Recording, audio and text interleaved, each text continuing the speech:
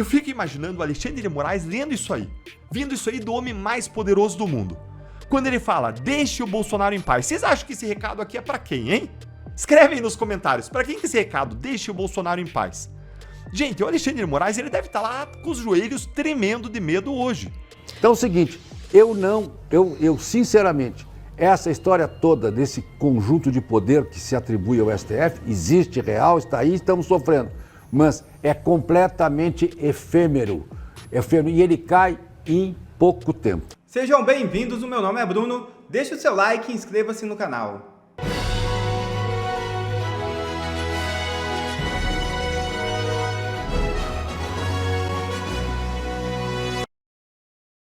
Urgente, vaza a reação de ministros do STF após levante de Trump. É isso mesmo. A colunista Bela Megali do jornal O Globo vazou a reação dentro do Supremo Tribunal Federal após o levante de Donald Trump em defesa de Jair Bolsonaro. Segundo o jornal, ministros do STF minimizaram qualquer efeito da postagem. Abre aspas. A coluna falou com 5 magistrados do tribunal e todos compartilharam a opinião de que o STF não deve responder qualquer manifestação de Trump. Os reflexos são na esfera política e já houve resposta do presidente Lula. Não vejo consequência para o Supremo, disse um magistrado à coluna. A leitura dos ministros é de que uma manifestação como essa já estava na conta do atual contexto e que não terá efeito algum sobre o julgamento de Jair Bolsonaro e seus aliados no caso da trama golpista. Outro magistrado destacou que o judiciário brasileiro, diferentemente do americano, que não puniu Trump por incitar a invasão do Capitólio, está atuando no caso da trama golpista do 8 de janeiro, como fazem as democracias responsáveis. Fecha aspas, disse a coluna. Ou seja, esse ministro está dizendo que o judiciário brasileiro é melhor do que o americano, porque o judiciário brasileiro está punindo as pessoas do 8 de janeiro, está condenando velhinhas e mães armadas de batom a 14 anos de cadeia, e querem condenar Bolsonaro pelo golpe do Pateta, do Mickey Mouse e do Pato Donald. Que bela democracia responsável. É surreal a bolha que vivem esses ministros. Para nossa alegria, o recado de Trump não será a única novidade vinda dos Estados Unidos, avisa Eduardo Bolsonaro. O deputado federal licenciado comentou a manifestação pública do presidente dos Estados Unidos, Donald Trump, em defesa do seu pai Jair Bolsonaro, e deixou no ar a possibilidade de que mais novidades vindas do território norte-americano sejam divulgadas em breve. Em publicação feita no X, Eduardo afirmou que não pode fornecer detalhes no momento, mas deu a entender que o apoio de Trump é apenas o início de algo maior. Abre aspas. Muita gente me telefonando, mas não podemos passar mais detalhes sobre isso. O que posso dizer é que esta não será a única novidade vinda dos Estados Unidos neste próximo tempo. Aproveito para agradecer a todos que se empenham nesta batalha. Fecha aspas. Escreveu Eduardo no X. Presta atenção e para tudo o que você está fazendo, que isso aqui é bombástico. Donald Trump saiu em defesa de Bolsonaro, defendendo a sua inocência e afirmando que Bolsonaro é perseguido politicamente numa verdadeira caça às bruxas. Donald Trump ainda pediu que Bolsonaro participe das eleições e que deixem Bolsonaro em paz. Eu vou mostrar para você isso e mais. Eu vou mostrar como existe uma ameaça de retaliação aí. E como que isso é uma espécie de aviso que o Trump está fazendo. Porque o Trump já protegeu aliados políticos que ele julgou perseguidos no passado, retalhando contra quem os perseguia. Gente, que bomba, né? Que bomba! Muito bem-vindo ao nosso segundo encontro com Justiça de hoje, em que eu trago essa breaking news bombástica e vamos direto ao ponto, ver a manifestação do presidente americano Donald Trump, que saiu em defesa do Bolsonaro de forma firme e enérgica, de uma forma que a gente nunca tinha visto antes. Essa postagem aí, ela foi na Truth Social, que é a rede social do Donald Trump e, como você vê aí, foi em inglês. E em seguida ela foi traduzida aqui pelo Sam Puncher no X para nós lermos aqui juntos e analisarmos essa manifestação do presidente americano Donald Trump. Olha aí, o Brasil está fazendo algo terrível. Olha como é que ele adjetiva a atuação do Brasil em relação ao Bolsonaro. Terrível no tratamento do ex-presidente Jair Bolsonaro. Diz o Trump. Eu assisti, assim como o mundo, enquanto eles não fizeram nada além de persegui-lo. Está qualificando essa atuação contra o Bolsonaro de uma perseguição, dia após dia, noite após noite, mês após mês, ano após ano. E agora ele vem e afirma a inocência de Bolsonaro e diz: ele não é culpado de nada, exceto por ter lutado pelo povo, ressaltando aqui o caráter patriótico e de amor à pátria do bolsonarismo, do Bolsonaro. Em seguida ele diz: eu conheci Bolsonaro e ele foi um líder forte que realmente amava o seu país, ressaltando aqui o patriotismo mais uma vez. Além disso, é um negociador muito duro no comércio. E aqui está ressaltando as qualidades de Bolsonaro em defesa do Brasil nas negociações. E por que o Trump destaca isso de tudo? Porque o Trump é conhecido por ser um grande negociador. Ele vê isso como uma grande virtude de um homem, de um líder. Então ele está destacando essa qualidade especificamente do Bolsonaro. E aí ele diz: a sua eleição, a eleição agora que o Bolsonaro perdeu, foi muito apertada. Aqui tem um probleminha de tradução. Está dizendo que foi close. Foi um caso que muito perto, sua eleição foi por pouco que ele perdeu. E ele está liderando nas pesquisas.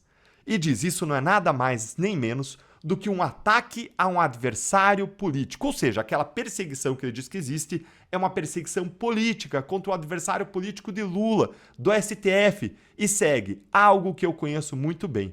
Aconteceu comigo, vezes 10, afinal de contas, o próprio Trump ele foi perseguido, ele foi processado lá na justiça americana e por isso o Trump se identifica com o Bolsonaro. Ele vê o que está acontecendo com o Bolsonaro como a mesma coisa que aconteceu contra ele, Donald Trump, lá nos Estados Unidos.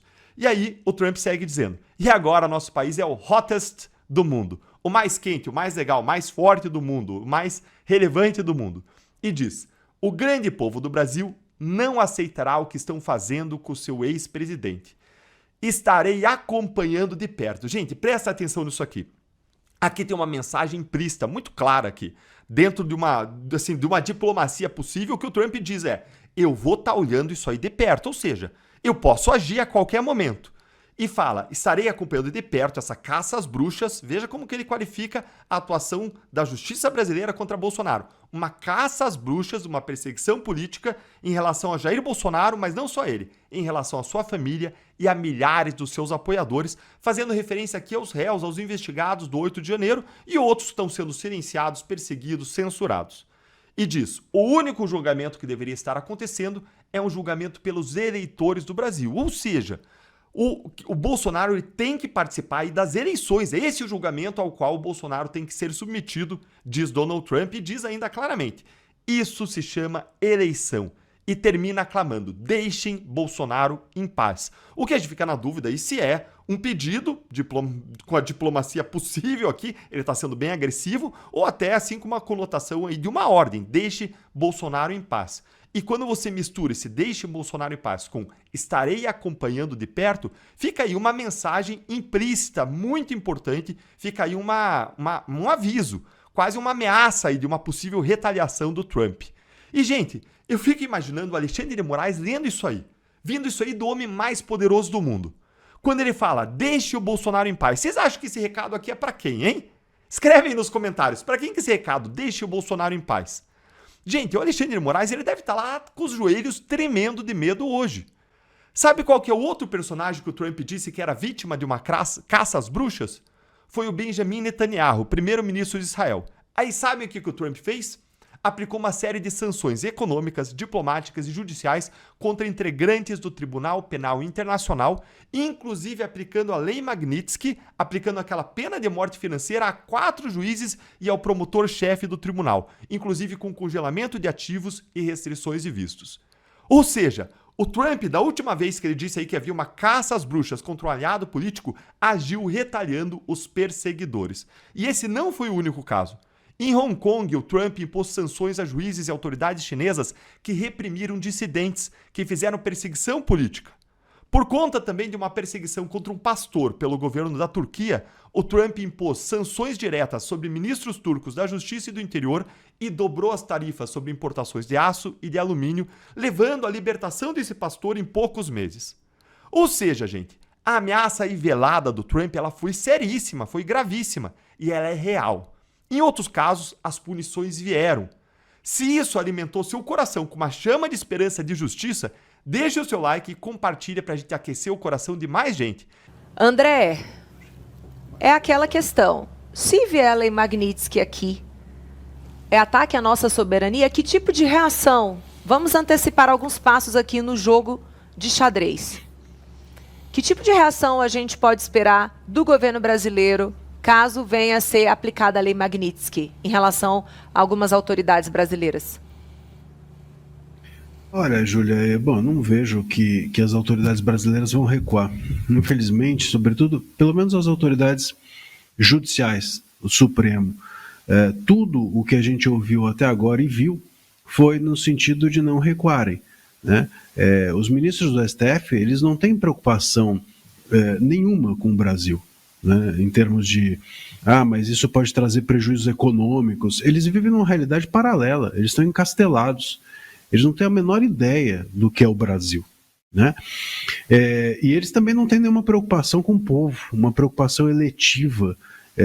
Se, por exemplo, quem está no executivo pode pensar, se eu não recuar aqui, pode ser que eu não seja eleito ou reeleito. Eles não têm essa preocupação.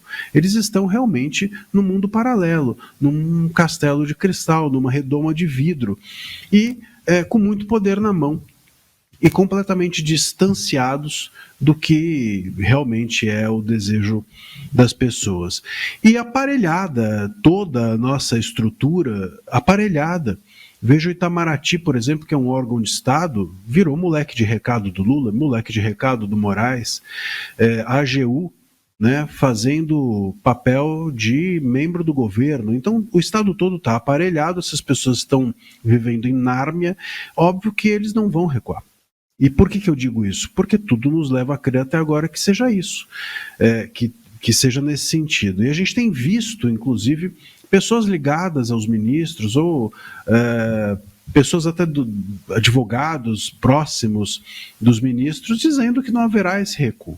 Ao contrário, que é muito possível que os ministros reajam com uma agressividade. Até agora foi isso. Sempre que houve qualquer tipo de ameaça, vamos dizer assim, de sanção ao Brasil, ministros, eles trataram agora, a gente viu durante essa regulação, o ministro Nunes Marques, segundo, inclusive uma jornalista da Globo News, o ministro Nunes Marques teria dito, olha, vamos tomar cuidado, pode ser que a corte seja sancionada, etc.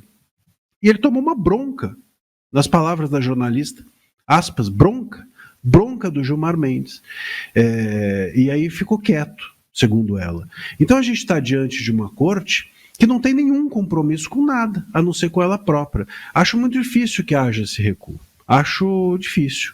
E fico, na verdade, entristecido de nós estarmos nessa situação, porque é lamentável realmente a gente precisar de uma ajuda externa para dar algum tipo de lampejo de realidade para as autoridades brasileiras, que estão completamente desligadas, desconectadas do desejo do povo. Então, eu acho, Júlia, que isso pode talvez acontecer, ou um recuo possa acontecer, independente de uma medida externa, depois das eleições. Se houver eleições, se as eleições puderem eleger a direita, talvez aí sim com o Senado mais forte, talvez com o Executivo mais forte, a pressão interna possa fazer coro a essa pressão externa e haver uma mudança. Mas essa força externa sozinha, não, ninguém vai invadir o Brasil, você concorda? E se houver uma sanção ao Brasil, ao brasileiro, você acha que os ministros vão sofrer alguma coisa? Então, assim, nós estamos infelizmente sequestrados por uma corte que se vê acima do bem e do mal e talvez esteja acima do bem e do mal. E isso seja hoje amparado pelo um executivo submisso, um governo que precisa do STF para ter governabilidade. Então é mais ou menos como um executivo fica ali abanando, sabe aqueles escravos antigos que ficavam abanando o STF, ficava abanando o rei, fica abanando o STF para ter governabilidade. O STF acha então que está protegido pelas instituições, pelo executivo, etc. Enquanto a situação interna não se alterar, eu creio que nós vamos apanhar aqui no Brasil, né? O Brasil vai apanhar lá de fora, mas os ministros vão se manter dentro desse mundo paralelo em que hoje eu creio que eles vivem. Marcília, perfeito. E eu quero só acrescentar, ao lado da submissão do executivo em relação ao judiciário, a gente também vê a submissão do legislativo em relação ao judiciário. Sim. A gente precisa lembrar que na semana passada, o presidente da Câmara, Hugo Mota, não condenou a chamada audiência conciliatória. Pelo contrário, né? Ele deu a entender... Pode falar. Não, ia dizer, porque o Hugo Mota é o candidato do STF. A gente precisa entender que existe um aparelhamento hoje do STF, das instituições, de tal maneira que você precisa, para chegar num lugar como esse, de presidente das casas legislativas, ser submisso ao STF. E eu creio que exista essa... Então, o Hugo Mota, ele não é ele não é independente, ele não tem autonomia. Pegando o gancho no que você falou, a gente tem aí uma semana, 2 no máximo, para começar o recesso legislativo. Sua opinião, vou pedir a opinião dos outros aqui também. Presidente da Câmara, pauta ou não o PL da anistia? Acho que não. Não? Nada indica que paute. Vou jogar aqui para os outros dois. Degô, Ari, pauta? Eu concordo com 100% do que o Marcília disse. Infelizmente vivemos aí sob o julgo desse consórcio STF Planalto, mas dominado pelo STF, né? O judiciário vai durar um século o seu poder, mas na minha visão, por conta dessa postura submissa do Congresso, não pauta. Não pauta, Ari? Tanto faz. Não existe tanto faz. O que nós estamos vivendo hoje é uma ilusão. Ou seja, todo esse poder que o STF apresenta, pauta, diz que tem, é uma ilusão. Nós vimos agora, por exemplo, o BRICS veio aqui, nada. Não deu em nada, né?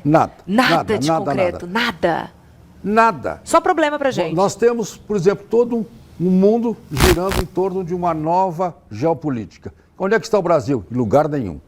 Nada. Como não? Está ali abaixo do alçapão. Depois que você desce ao fundo. Com aquele mapa mundi, né? Você desce, o Brasil está ali. O mapa mundi de cabeça para baixo. Aí é o seguinte, o presidente da República fala e só diz bobagem. Os ministros do STF foram a Lisboa para dizer bobagem.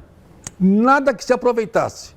Aí você diz, mas então eles estão mandando, vá aqui. Não, eles estão fazendo um regime de terror. Então, o Congresso, numa manifestação que se apresentou, deu uma derrota cachapante de 383 votos. E eu volto a dizer, o Congresso é um elefante velho, manco, cego, mas quando se mexe é um estrago para tudo quanto é lado. Então, o que esses ministros vão fazer? 1 ano de poder? 6 meses? 1 ano e pouco? E acaba aí. Porque a sociedade, o país, é muito mais forte que qualquer instituição. Ou seja, quando se chegar um momento radical, até o Estado se destrói. Ou seja, o Estado tem que servir à nação. A nação, o Estado serve ao povo. O Estado não submete ao povo e jamais vai conseguir. A União Soviética caiu. Agora está existindo problemas sérios na China. O Putin tem malabarismos para se manter no poder. Ora, então é o seguinte, eu sinceramente, essa história toda desse conjunto de poder que se atribui ao STF, existe, real, está aí, estamos sofrendo, mas é completamente efêmero, e ele cai em pouco tempo.